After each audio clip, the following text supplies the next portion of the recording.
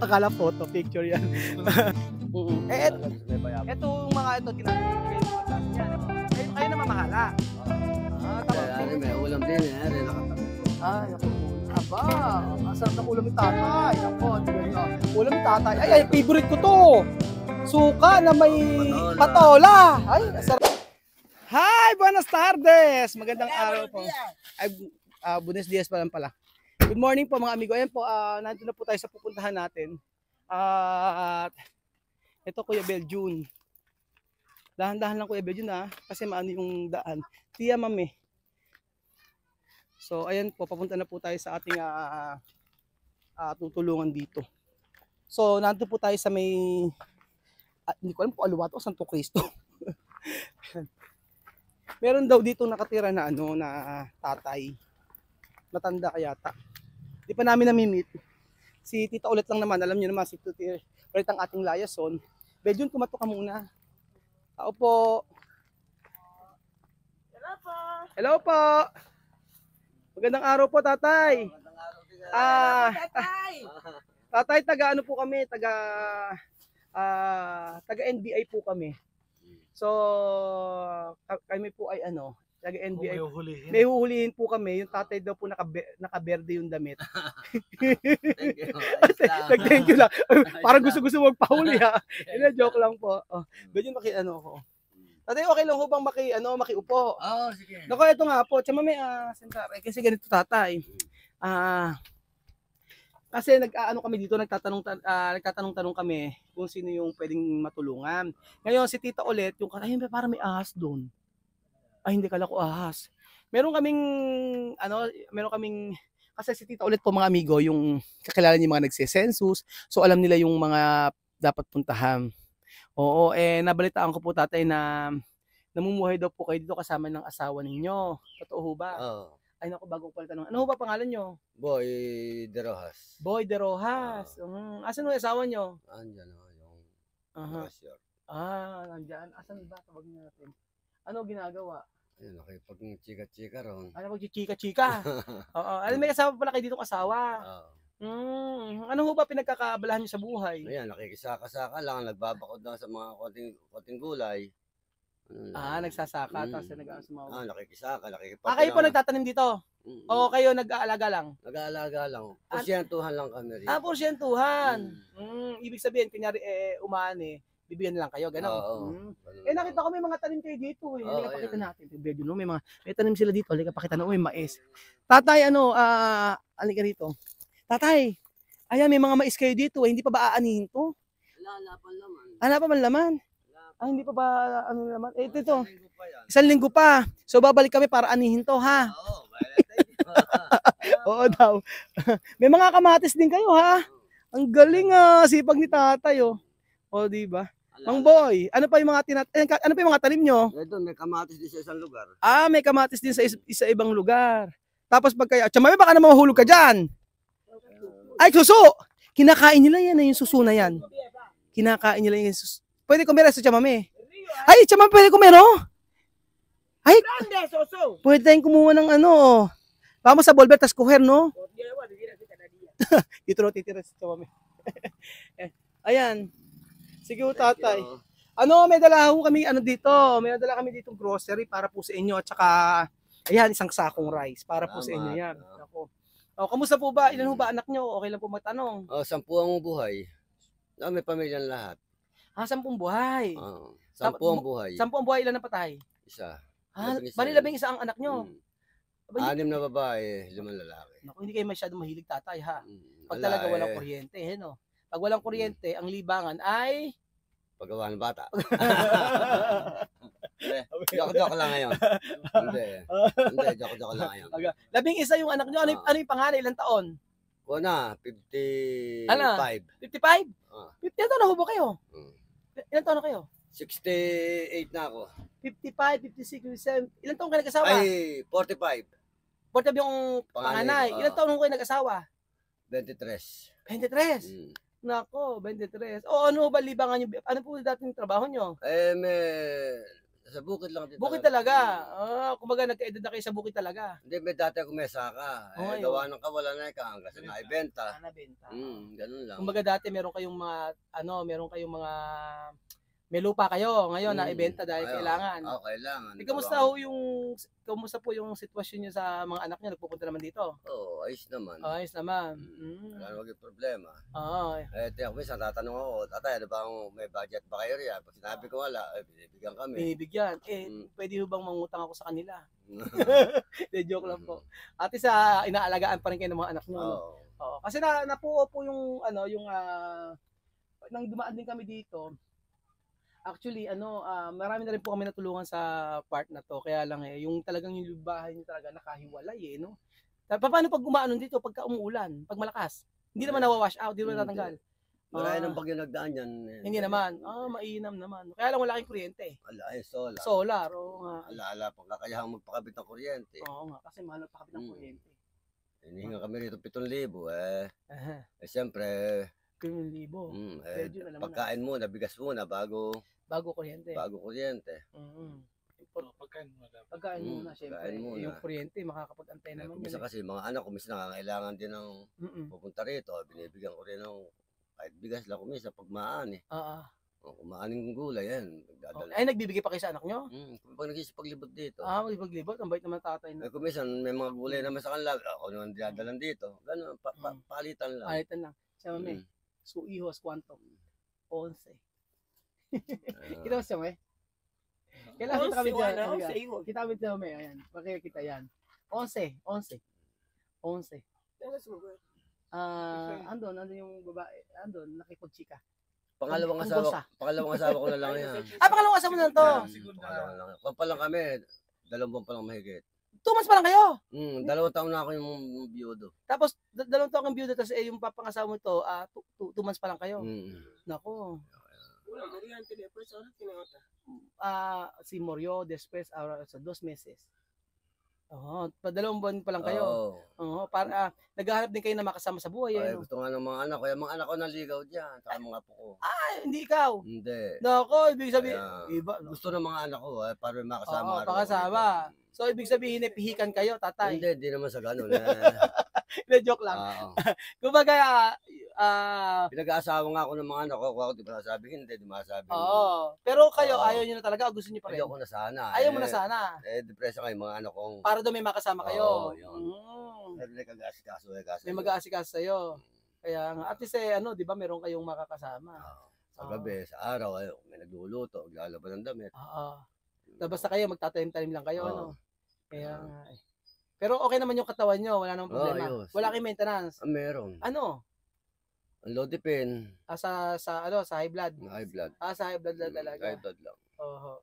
Naku, ako naman sa tatay. Kaya, pero masaya naman sa bukid no? Kagaya niya, pagka kailangan mo na, kagaya nga, halimbawa dito tatay, pwede kang mangisda Tapos pwede kang kumuha ng kangkong. Ayan, may kangkong kayo. Dito, pagkaraan ng palay kasi lahat sa Tagaraw. Ang ginagawa nyo? Gulay din ang tinatanim ko riyan. Gulay. Hindi naman nakikiparte may lupa pag nagtanim akong gulay.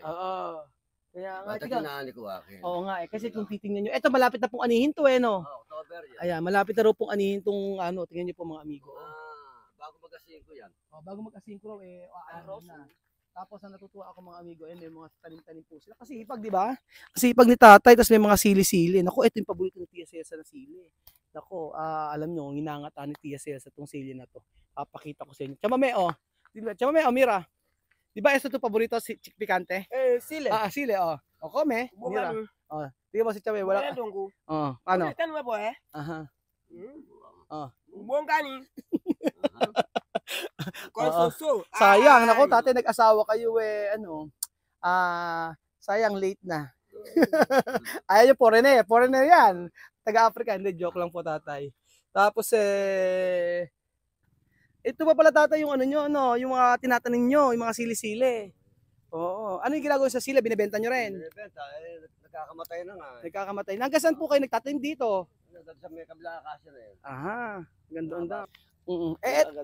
Etong mga ito, kayo po nagkaano niyan. Kayo na mamahala. Tapos barok lang ako rito. Ibig sabihin ng barok? Yung tagapagsaka. Tagapagsaka.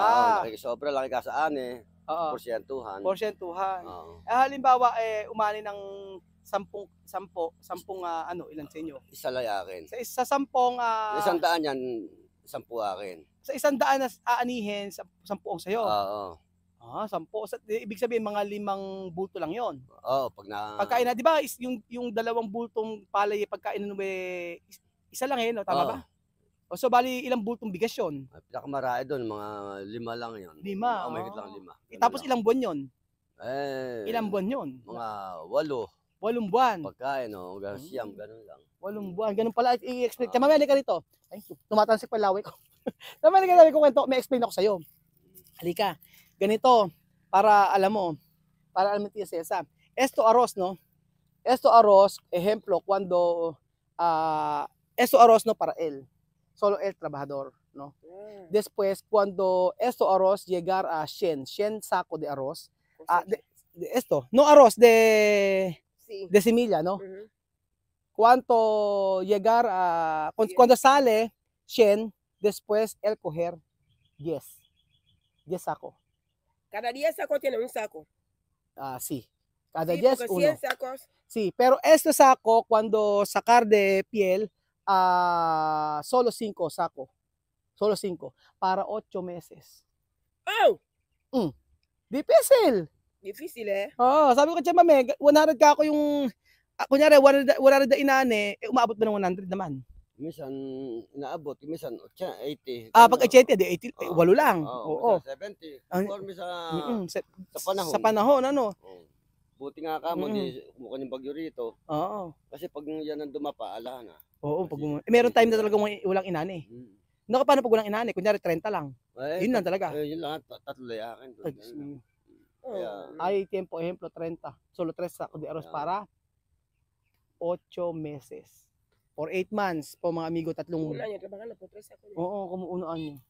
Yun nga, di ba? O, kahirap, di ba? Kaya nga dapat yung ibang pagsasaka, Iba pagsasaka, pero yung kinukwento kay Mame na pagka sa 100 na rice tapos na arroz, 10 lang yung 10 lang yung mapupunta sa kanya tapos hahatiin pa yun. Kasi siya pag pinakiskis yan, 5 na lang natitira. Yun ang problema.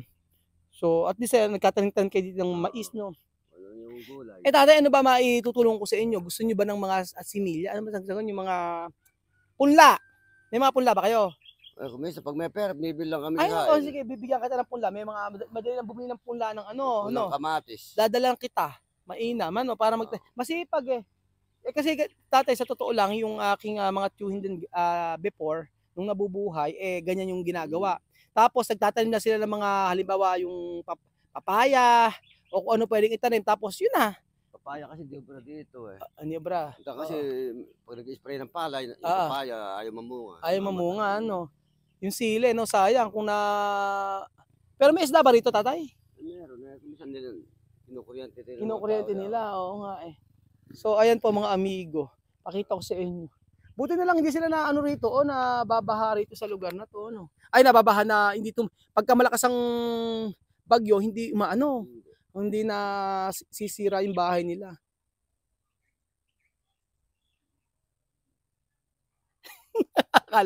akala photo picture yan.